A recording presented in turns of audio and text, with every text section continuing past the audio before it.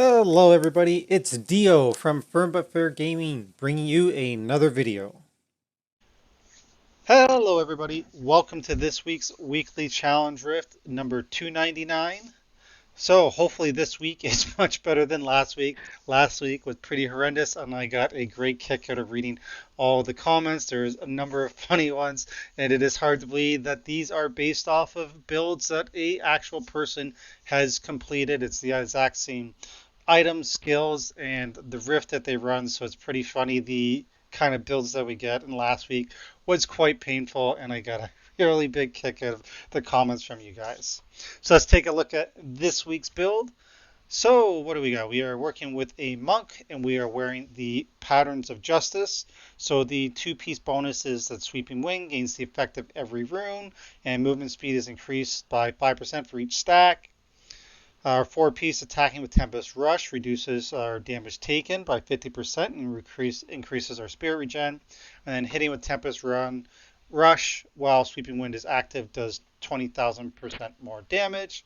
And this is a channeled ability. What else we got to work with here? We got a squirt, so when we don't take damage, we get a stacking buff.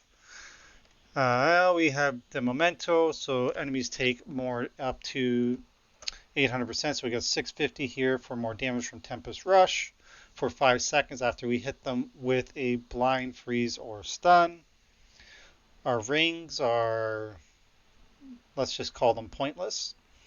We got the Wan Kim Lao, so hitting with Tempest Rush will activate Cyclone Strike, and both skills deal up to 589% more damage there.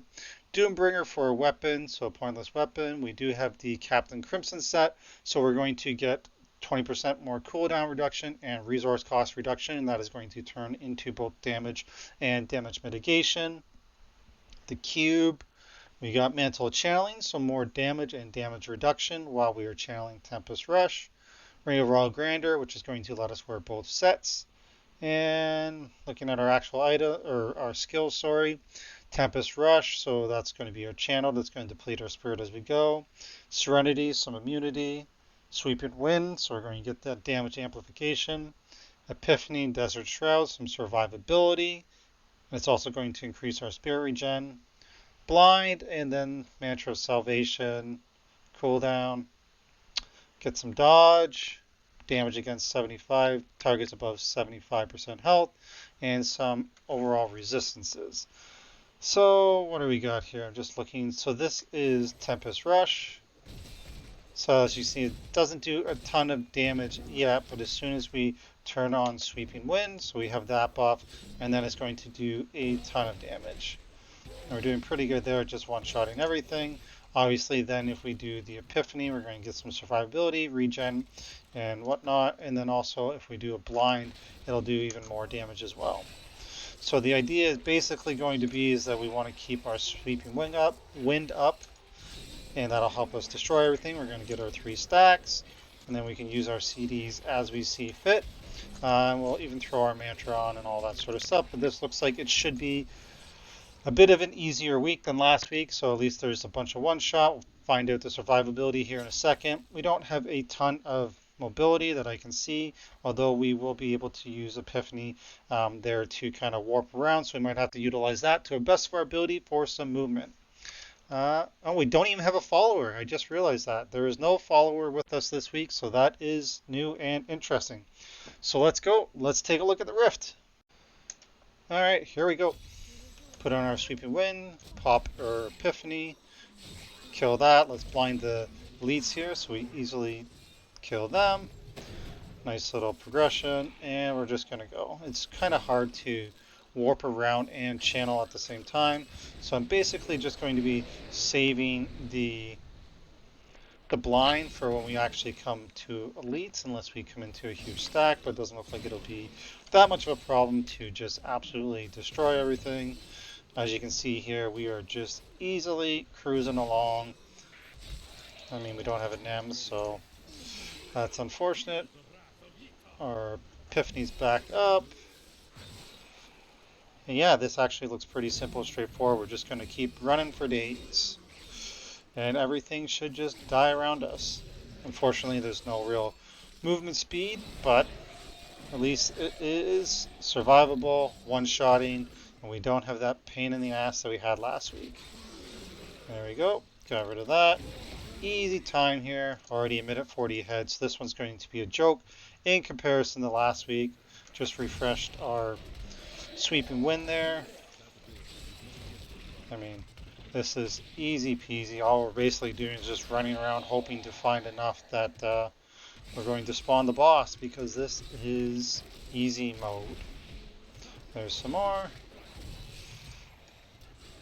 Got that down. Go down here for the speed pylon.